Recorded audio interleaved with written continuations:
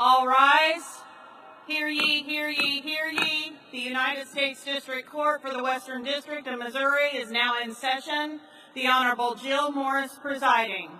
God save the United States and this honorable court.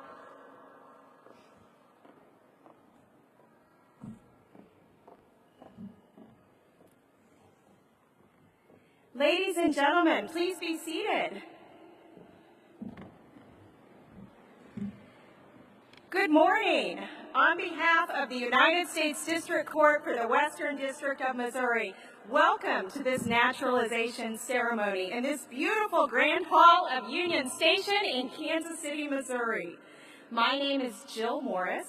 I'm a federal magistrate judge here in the Western District of Missouri and preside in Kansas City.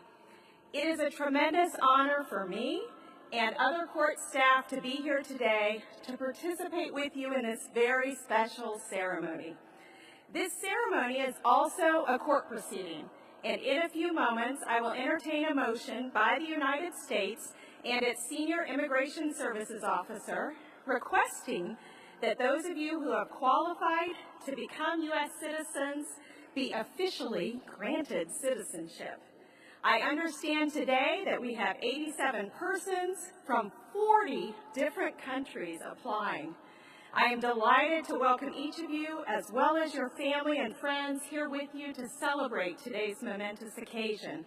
Before we go any further, I would like to thank all court staff.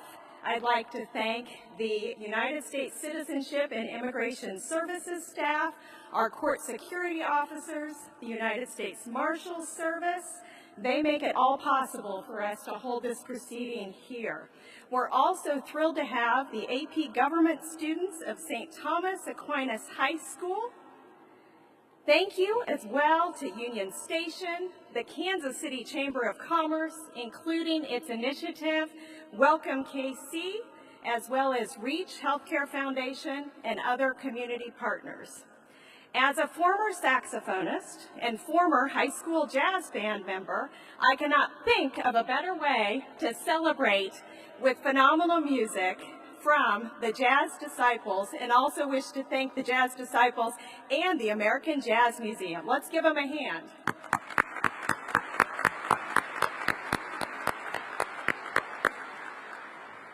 Last but not least, we are also so grateful to Mayor Quentin Lucas for being part of this special ceremony. It is truly so meaningful and heartwarming to see such a diverse group from so many different countries with so much enthusiasm about becoming United States citizens. The diverse talents, cultures, experiences, traditions, hopes, and dreams you bring with you as new citizens will help make our country an even better place. In 1790, Congress passed the first naturalization law. Since then, there have always been judicial proceedings like this of some sort as part of that naturalization process. Indeed, over many generations, this great country has been built on lives of individuals who, similar to you, become naturalized citizens, or have ancestors who came from another land to gain freedom, to escape oppression, and to seek opportunities to improve their lives and the standard of living for their families. You continue that tradition. We are grateful for you enriching our country in many meaningful ways. As former President Jimmy Carter said, we have become not a melting pot, but a beautiful mosaic made of different people, different beliefs, different yearnings, and different dreams. I know that you have studied and worked hard to qualify for citizenship and to be here today. It is my pleasure at this time to invite Senior Immigration Services Officer Anthony Caravella to introduce your countries and to make a motion for those of you who have qualified to become citizens or to have name changes. Officer Caravella? Thank you. Yes. Your Honor, this morning I would like to introduce 87 applicants for United States citizenship. These applicants come from 40 different countries. They have met the formal requirements for the United States citizenship. Upon taking the oath of allegiance, each will have the rights, the privileges, and the responsibility of United States citizenship. As your country is called, please stand and be recognized. America, Samoa.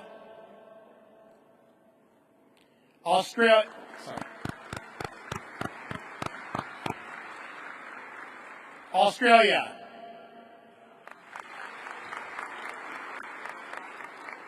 Bangladesh,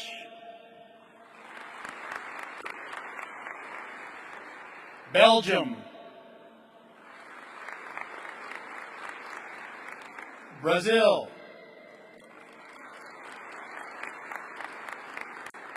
Burma, Canada, China, Congo, Cuba, El Salvador, Ethiopia, Ghana, Guatemala, Guyana, Honduras, Hong Kong, India, Jordan, Kenya, South Korea, Lebanon, Liberia, Mexico,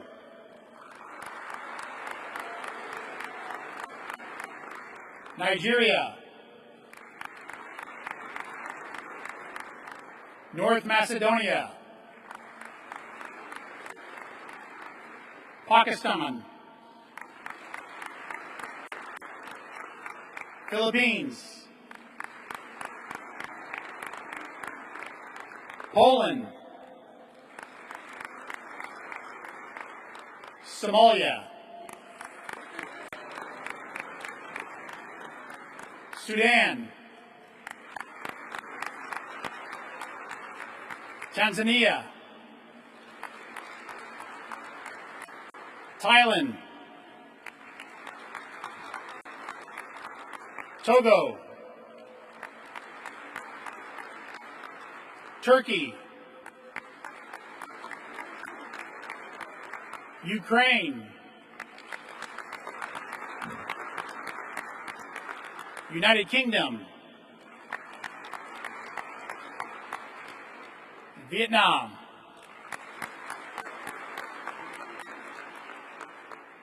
and this, Your Honor, is our class of applicants for this morning.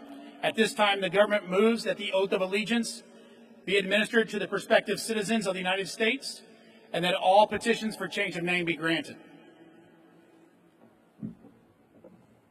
Thank you, Officer Caravella. Your motion is granted. The court hereby accepts these applicants and name changes.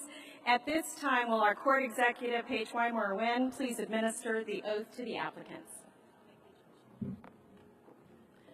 Would the applicants for citizenship please stand, raise your right hand, and repeat after me. I do hereby declare, upon oath, that I absolutely and entirely renounce and abjure all allegiance and fidelity to any foreign prince, potentate, state, or sovereignty, of whom or which I have heretofore been a subject or citizen, that I will support and defend the Constitution and the laws of the United States of America against all enemies, foreign and domestic, that I will bear true faith and allegiance to the same, that I will bear arms on behalf of the United States when required by law, that I will perform non-combatant service in the armed forces of the United States when required by law, that I will perform work of national importance under civilian direction when required by law, and that I take this obligation freely without mental reservation or purpose of evasion, so help me God.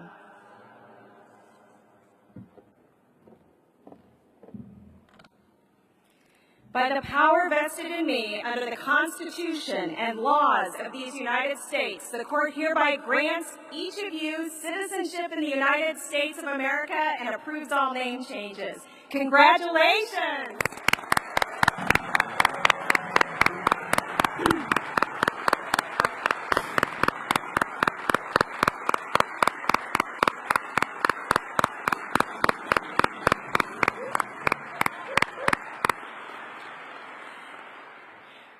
What a feeling of exuberance. Please be seated. At this time, I would also like to invite members of the United States Armed Services or military service to please stand if able and be recognized. Do we have any members of the United States Armed Services?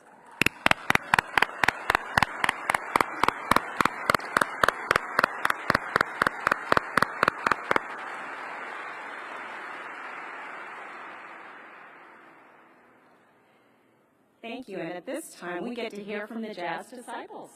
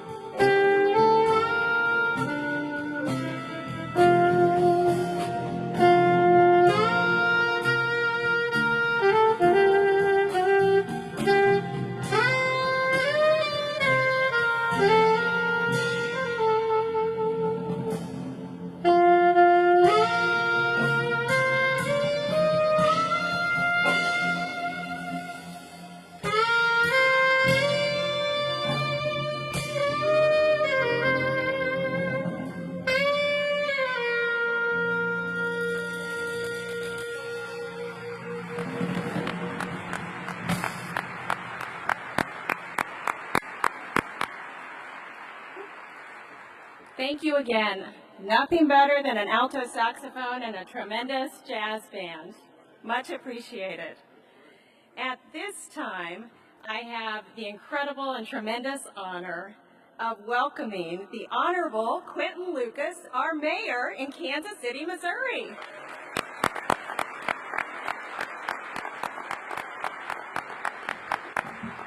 Thank you. Thank you, Your Honor, and may it please the court. I appreciate the opportunity to be with you all today. Just a few weeks ago, I was at the White House, seeing President Biden speak, visiting with congressional leaders. A few months ago, I was at the Super Bowl, seeing my wonderful team, the Kansas City Chiefs, win yet another Super Bowl. Welcome to our family, by the way. But I have to say, today is an event that gives me probably some of the most immense pride that I have felt not just this year, but in several years. This is such an important and special ceremony, not just for you and your families, but for us in Kansas City and throughout all of Western Missouri. Kansas City es una ciudad para todos y tenemos culturas ricas que han sido valoradas por mucho tiempo. Nuestra ciudad es un lugar de esperanza y oportunidad para todos. Kansas City is a city for everyone, and we have long valued diversity and inclusion. Our city is a place, and our state of Missouri are places of hope for all and opportunity for all.